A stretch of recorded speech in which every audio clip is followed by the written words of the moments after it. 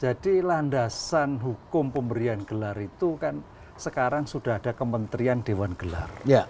Dewan Gelar itulah yang saya kira memberikan jelentreh, memberikan suatu parameter siapa saja yang menjadikan calon-calon pahlawan. Makanya kemarin kan ada 40-an Pak Prof. Ya. Dari puluhan itu akhirnya menjadi 10 yang layak untuk menjadikan gelar pahlawan. Ya. Nah, saya kira tentang Pak Harto ini tentang layak dan tidak debatable, betul. Debatable, ya. Debatable, betul.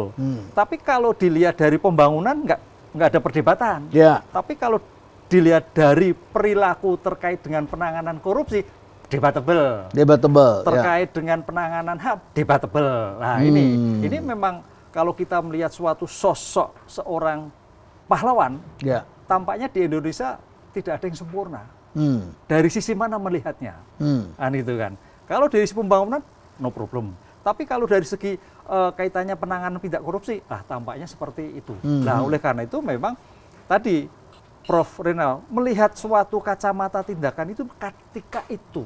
Nah, pertanyaannya ketika itu pada waktu itu seperti apa? Inilah yang menjadikan problem. Kenapa pada waktu itu pemerintah semua boro-boro tentang MPR membuat TAP MPR. Ya. Apakah tidak berpikir sejauh ini yang dilakukan?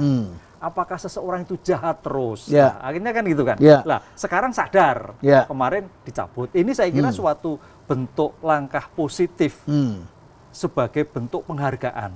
Walaupun ada catatan tadi. Makanya ini suatu pembenar ke depan itu harus hati-hati untuk men-stick Pak orang. Karena namanya hukum itu paradigmanya bisa berubah. Begitu Pak.